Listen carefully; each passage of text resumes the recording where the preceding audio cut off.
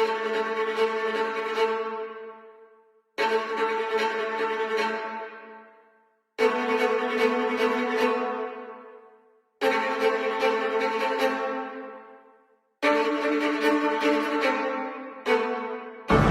satu hari, Kuala Lumpur, Putrajaya dan KLIA akan menjadi satu bandar gergasi ataupun mega city.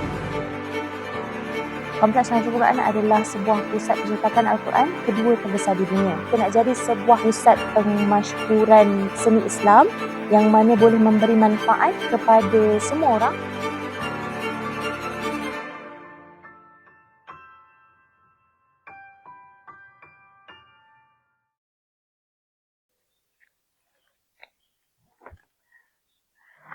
Assalamualaikum warahmatullahi wabarakatuh. Nama saya Akifala bin Farid. Saya pengarah kepada dokumentari pendek tajuk Lembaran Wahyu. Assalamualaikum warahmatullahi taala wabarakatuh. Saya Muhammad Usman bin Roslan, penolong pengarah.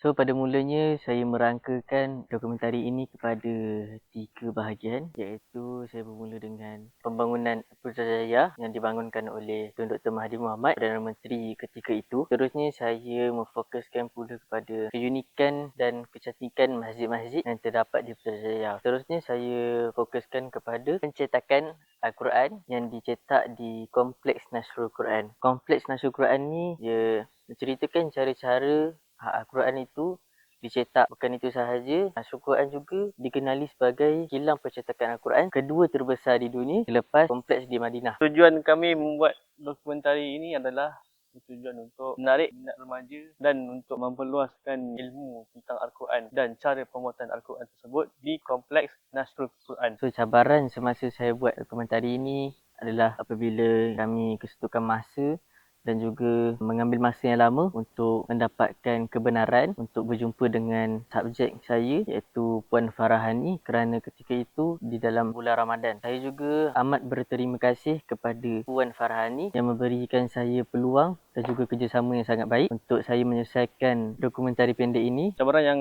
saya hadapi dan rakan saya hadapi adalah ketika sedang membuat sesi penggambaran, kami dikacau oleh sound luar, iaitu bunyi menukang atau bunyi mesin yang berada di dalam kompleks tersebut. Dengan itu membuatkan penggambaran kami sedikit terganggu. Akhir sekali saya nak memberikan jutaan terima kasih kepada Yayasan Restu dan juga Kompleks Nasrul Quran. Jangan lupa saksikan dokumentari pendek bertajuk Lembaran Wahyu. Saksikan dokumentari pendek Lembaran Wahyu dari Maghrib Production. Hanya di KKTM Rembau.